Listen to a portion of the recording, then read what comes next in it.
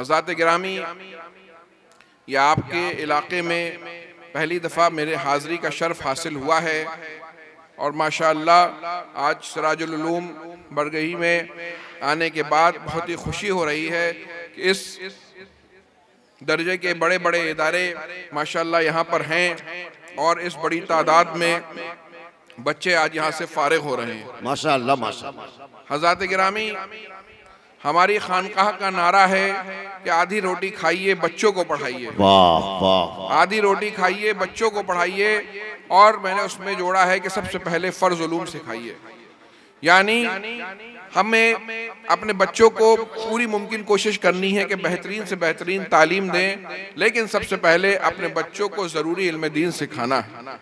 ہر بچے کو، ہر فرد مسلم کو ضروری علم دین سیکھنا ضروری ہے، کیونکہ اس دنیا میں اللہ رب العزت نے ہمیں اپنی عبادت کے لیے بھیجا ہے، اور ایک متعینہ مدت کے لیے ہم یہاں آئے ہیں، اس کے بعد ہم یہاں سے لوٹ کر واپس چلے جائیں گے، اور اپنے اعمال کا ہمیں حساب دینا ہوگا، اسی پر ہمارا حساب و کتاب ہوگا۔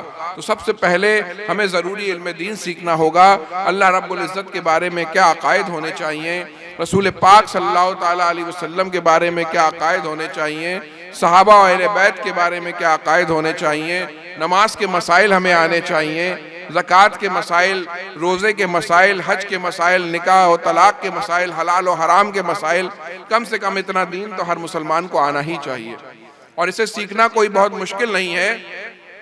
اگر آپ علماء کی صحبت میں روز آدھے گھنٹے 15 منٹ بیٹھیں، کتابوں کا مطالعہ کریں، تو آپ انشاءاللہ ایک سال میں ضروری علم دین اپنی ضرورت کے مطابق سیکھ سکتے ہیں۔ بس کوشش یہ ہے کہ آپ کو یہ کام شروع کرنا ہوگا۔ حضرات گرامی، جیسا کہ میں عرض کر رہا تھا، اس دنیا میں ہم سب ایک مسافر کی حیثیت سے آئے ہیں، اور ایک دن ہمیں لوٹ کر جانا ہے۔ بے شک۔ چاہے کوئی انسان جو ہے وہ مسلمان ہو یا نہ ہو، لیکن موت پہ سب کا یقین ہے، کیونکہ اپنی آنکھوں سے ہم روز دیکھتے ہیں کہ ہمارے بیچ سے افراد کم ہوتے چلے جاتے ہیں، ہمارے جاننے والے، ہمارے رشتہ دار، ہمارے عزیز و اقارب ایک ایک کر کے ہر سال اس دنیا سے رخصت ہوتے چلے جاتے ہیں۔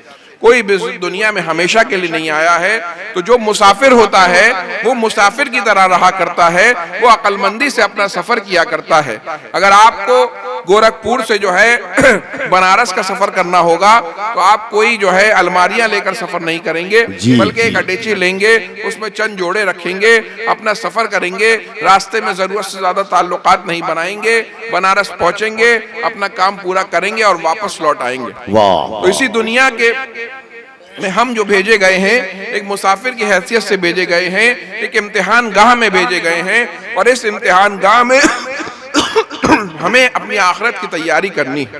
بے شک بے شک۔ یہ جو سانسیں ہیں مستقل کم ہوتی چلی جاتی ہیں، ہم اپنی جو ہے موت سے قریب ہوتے چلے جاتے ہیں، تو ہمیں عقل مند وہی انسان ہوا کرتا ہے جس کی نظر جو ہے وہ اپنے مشن پہ، اپنے مقصد پہ ہوا کرتی ہے۔ اس طریقے سے ایک بچہ جو ہے نیٹ کی تیاری کرتا ہے، ڈاکٹری کی تیاری کرتا ہے، IAS کی تیاری کرتا ہے، اس کی نظر جو ہے اس کے مشن پہ رہا کرتی ہے، وہ اس کے لیے قربانیاں دیا کرتا ہے، گھنٹوں محنت کیا کرتا ہے، اور اپنے مقصد کی طرف آگے بڑھتا رہتا ہے، تب جا کر وہ اس میں کامیاب ہوتا ہے۔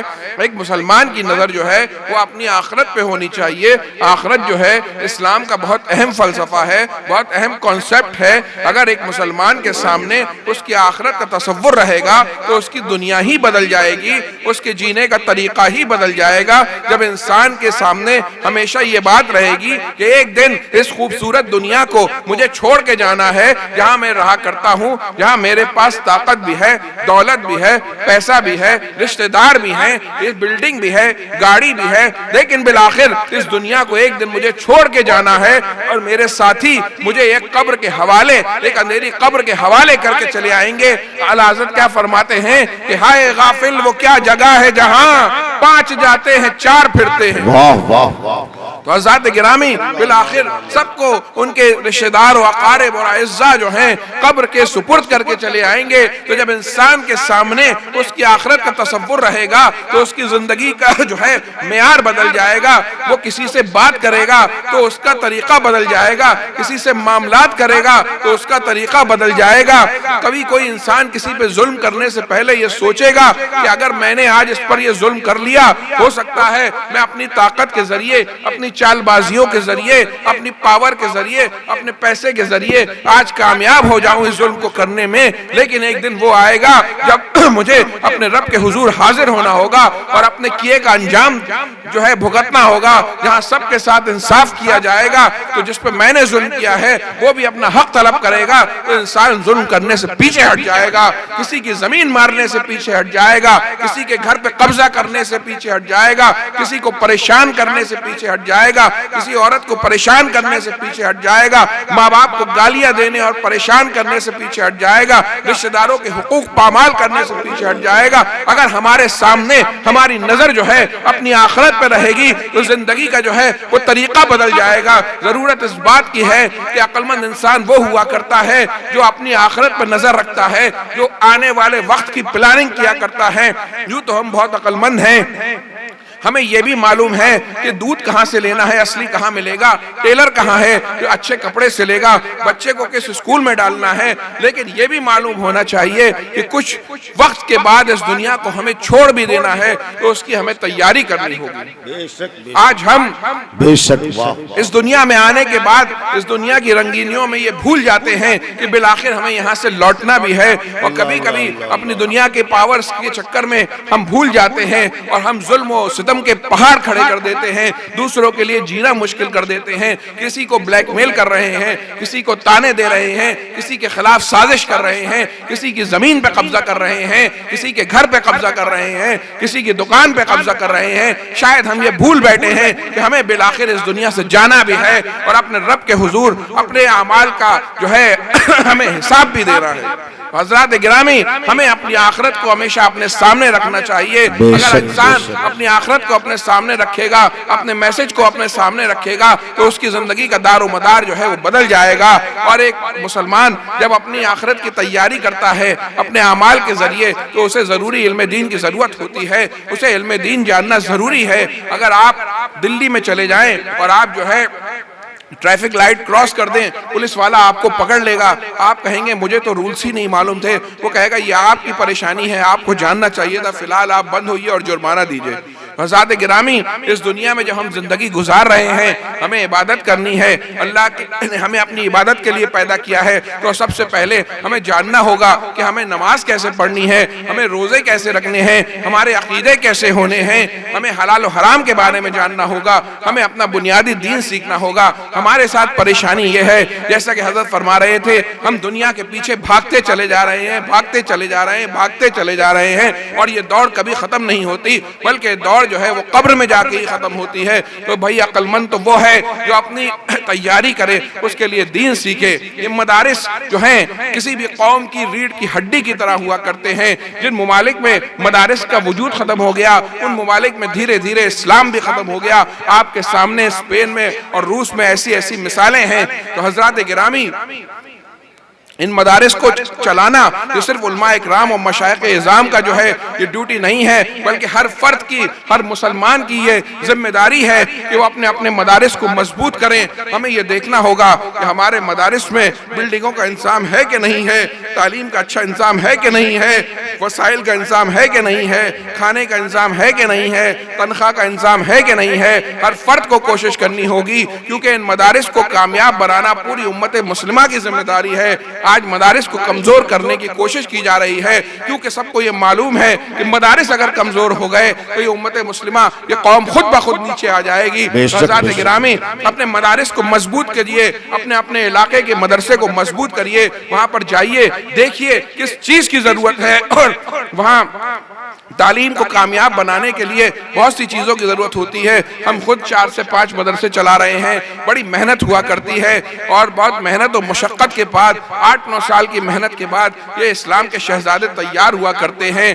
بڑے اساتذہ اکرام محنت کیا کرتے ہیں، مینجمنٹ کے لوگ بڑی محنت کیا کرتے ہیں۔ تو حضرات گرامی، اپنے مدارس کو مضبوط کریے، اپنی مسجدوں کے مکاتب کو مضبوط کریے۔ یہ جو مکاتب ہیں یہ بنیادی جو ہے درسگاہیں ہوا کرتی ہیں مسجد میں، انہیں مضبوط کریے تاکہ ہماری آنے والی نسلیں جو ہیں اپنے ایمان کی حفاظت کر سکیں۔ ایمان ہماری سب سے بڑی دولت ہے، اور کامیاب وہی ہے جو اس دنیا سے اپنے ایمان کے ساتھ رخصت ہو گیا۔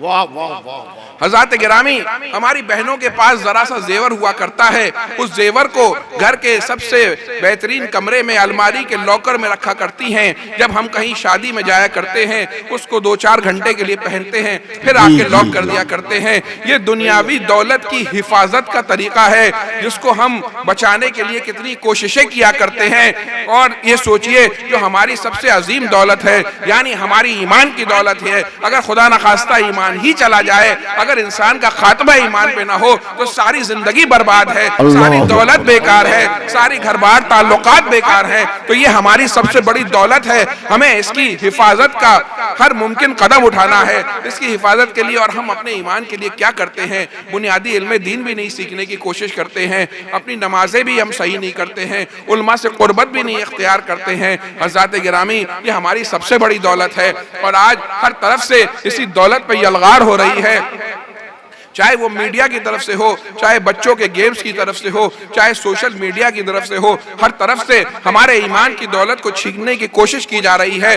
دجالی فتنے اپنے عروج پر آ گئے ہیں۔ ہمارا بچہ اگر موبائل لیے ہوئے ہے تو اس کے ایمان کی حفاظت نہیں ہے، ایسے ایسے آئیڈیاز، ایسے ایسے کھلونے، ایسے ایسے بدعمالیاں اس کے اندر آ جاتی ہیں کہ اپنا ایمان بچانا بہت مشکل ہوا جاتا ہے۔ تو ہمیں اگر اپنے سب سے اہم دولت کو بچانا ہے تو ہمیں اس کے لیے کوشش کرنی ہوگی، اپنے گھروں کے ماحول کو دینی بنانا ہوگا، اپنے گھر کے ماحول کو دینی بنائیے۔ ابا کو بھی کوشش کرنی ہوگی، اماں کو بھی کوشش کرنی ہوگی، دادا دادی کو بھی کوشش کرنی ہوگی، چچا اور پھپھو کو بھی کوشش کرنی ہوگی۔ ایسا نہیں ہو سکتا کہ آپ اپنے گھر کے ماحول کو دینی نہ بنائیں اور ہم جو ہے بدعمالیاں کرتے رہیں اور حرام بچے کے منہ میں ڈالتے رہیں اور دین کا مذاق اڑاتے رہیں اور بچہ دینی مزاج کا نکل آئے گا۔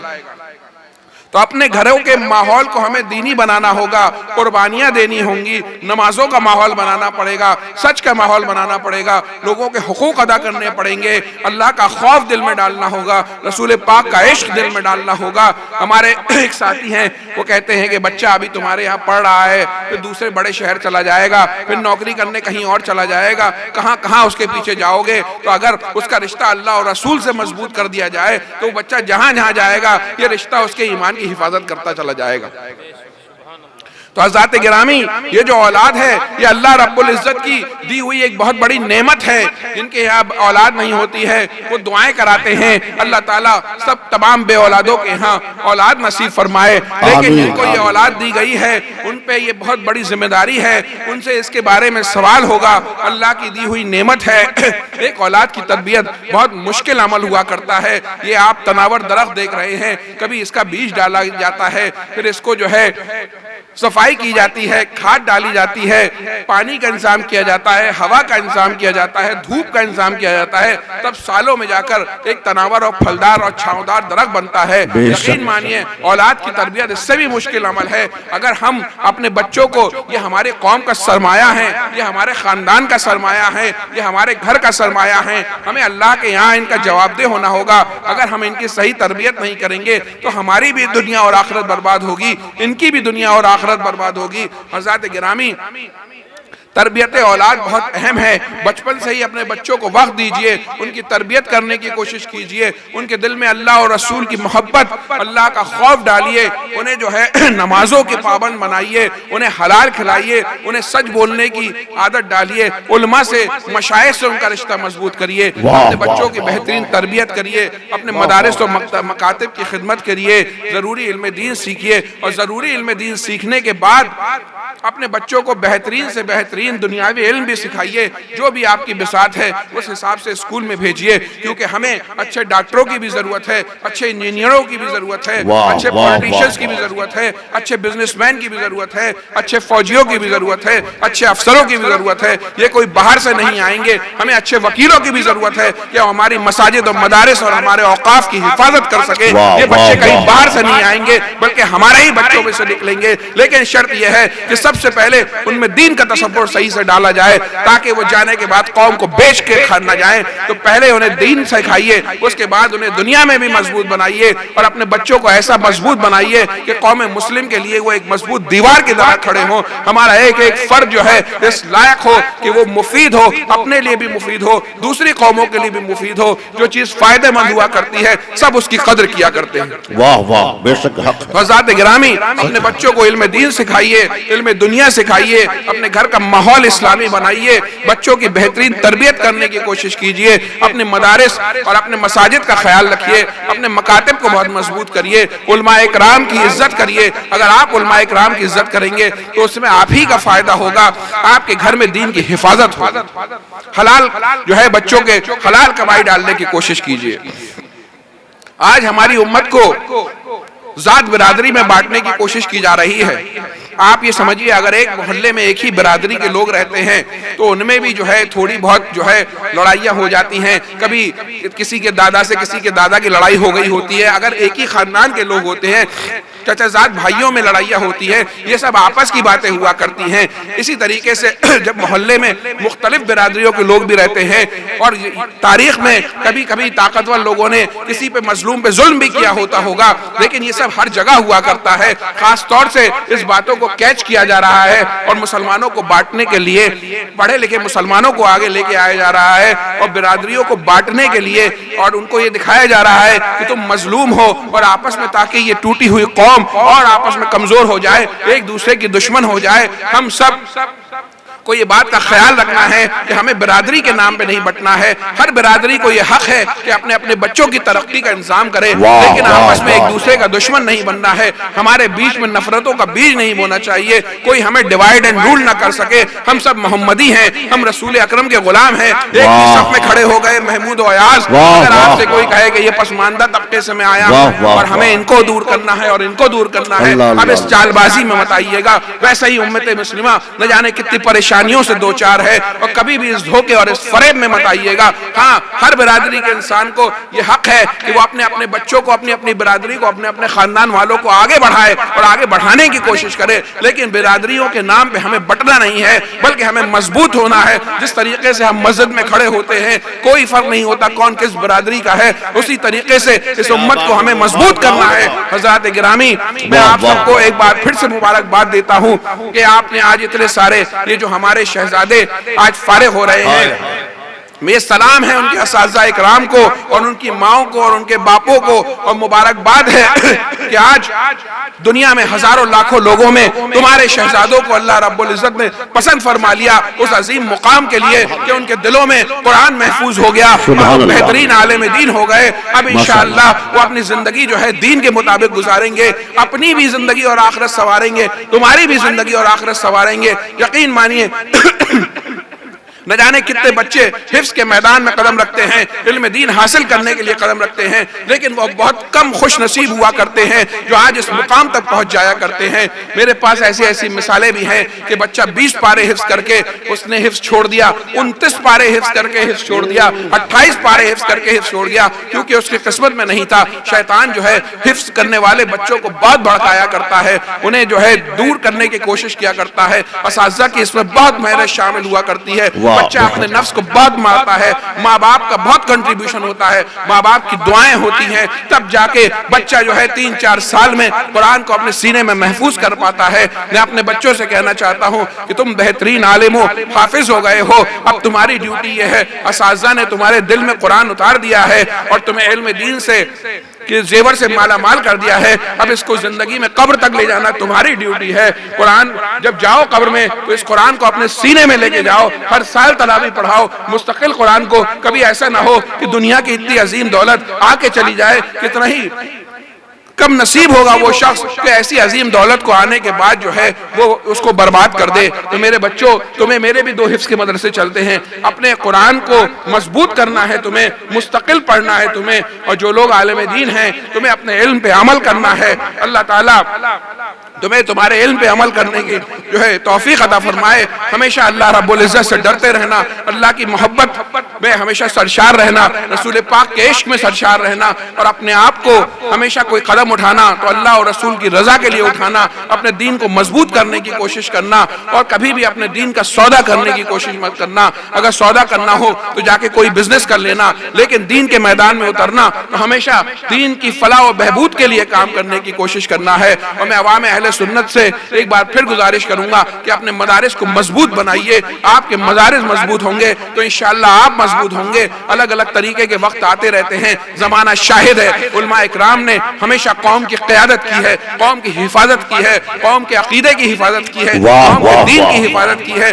قوم کے عمل کی حفاظت کری ہے، اور یہی کمزور قوم زمانے کی آندھیوں سے لڑ کے پھر سے کھڑی ہو جاتی ہے۔ انشاءاللہ ہمارے علماء کی قیادت میں اور آپ کے ساتھ دینے سے پھر یہ قوم کھڑی ہوگی اور ہر مقام پہ جو ہے قیادت کرے گی اور سینے مضبوط کر کے کھڑی ہوگی۔ بس ضرورت اس بات کی ہے ہم اللہ اور رسول سے اپنے رشتے کو مضبوط رکھیں، اپنے رشتے کو سب سے اہم رشتہ یہی ایمان کا رشتہ ہے، اللہ اور رسول سے محبت کا رشتہ ہے، اس کو مضبوط رکھیے۔ جو دین آپ کو آپ کے اکابر سے ملا ہے اس دین کو اپنے بچوں کو دے کے جائیے۔ ایسا نہ ہو کہ آپ کے والدین نے تو آپ تک پہنچا دیا لیکن ہم اپنے بچوں اور نواسوں اور پوتوں تک نہ پہنچا پائیں۔ یقین مانیے دین کے چور ہر جگہ گھوم رہے ہیں اور ہمارے آپ کے بیچ میں صحیح دین کے چور۔ اور یاد رکھیے گا ہم صحابہ والے بھی ہیں، اہل بیت والے بھی ہیں، ہمارے ایک ہاتھ میں صحابہ کا دامن ہے، ایک ہاتھ میں اہل بیت کا دامن ہے۔ کسی بھی گستاخ صحابہ سے ہمارا کوئی رشتہ نہیں ہوگا، کسی بھی گستاخ اہل بیت سے ہمارا کوئی رشتہ نہیں ہوگا، چاہے کوئی کتنے ہی بڑے جگہ سے آئے۔ اگر آپ دیکھیں کہ کسی صحابی کی گستاخی کر رہا ہے تو اس سے اپنا رشتہ ختم کر لیجئے۔ ٹھیک ہے وہ کہیں بڑے ہوں گے لیکن ہمیشہ ان علماء سے جڑیے جو علماء اعلیٰ حضرت کے ماننے والے ہوں، مسلک اعلیٰ حضرت کے پابند ہو۔ اس میں آپ کے ایمان کی حفاظت کی ذمہ ہے انشاءاللہ۔ ہمیشہ صحابہ اور اہل بیت سے محبت کرتے رہیے۔ نعرہ تکبیر، نعرہ رسالت، سرکار امان ملت، سرکار امان ملت، برکاتی دولہا جامعہ سراج العلوم۔ حضرات گرامی، صحابہ کی ناموس اس طریقے سے ہے کہ جس طریقے سے کسی قلعے کی کسی فصیل ہوتی ہے، اور آج کوشش کی جا رہی ہے کہ صحابہ کے بارے میں جو ہے غلط چیزیں پھیلائی جائیں۔ اگر ہم صحابہ کے معاملے میں کمزور ہو گئے تو سمجھ لیجئے وہ قلعے کی دیوار ٹوٹ جائے گی، اور جب قلعے کی دیوار ٹوٹ جاتی ہے تو دشمن جو ہے قلعے پہ قبضہ کر لیا کرتا ہے۔ تو صحابہ کی ناموس کی حفاظت بھی کرنی ہے، اس کے لیے جو ہے سادات کو بھی آگے آنا ہوگا، علماء کو بھی آگے آنا ہوگا۔ ہمیں صحابہ سے بھی رشتہ مضبوط رکھنا ہے، اہل بیت سے بھی رشتہ مضبوط رکھنا ہے، اور اپنے خاندان میں ہر فرد اپنے خاندان میں کوشش کرے کہ ایک بچی کو عالم دین بنائیں گے تاکہ وہ اپنے خاندان کے دین کی حفاظت کر سکے، آپ اپنے آگے والی جنریشن میں دین کی حفاظت کر سکیں۔ جس طریقے سے آپ اپنے بچوں کی دنیاوی ڈگریوں کی طرح بھاگتے ہیں، اپنے بچوں کو عالم دین بھی بنائیے، اور انشاءاللہ اس کے بعد اپنا بزنس ان کے ہاتھ میں دے دیجئے۔ انشاءاللہ آپ کا بڑھاپا بھی سنورے گا، ان کو ہمیشہ اس بات کا احساس رہے گا کہ ماں کے کیا حق ہیں، باپ کے کیا حقوق ہیں، دادا کے کیا حقوق ہیں، بھائی کے کیا حقوق ہیں۔ حضرات گرامی، میں ایک بار پھر آپ سب کو مبارکباد دیتا ہوں کہ آپ نے اتنا بہترین جلسہ سجایا ہے، ایسا بہترین دارالعلوم چلا رہے ہیں۔ کوئی کہنے سننے غلطی اللہ معاف فرمائے۔ استغفر اللہ ربی من کل ذنب و اتوب الیہ۔ السلام علیکم ورحمۃ اللہ وبرکاتہ۔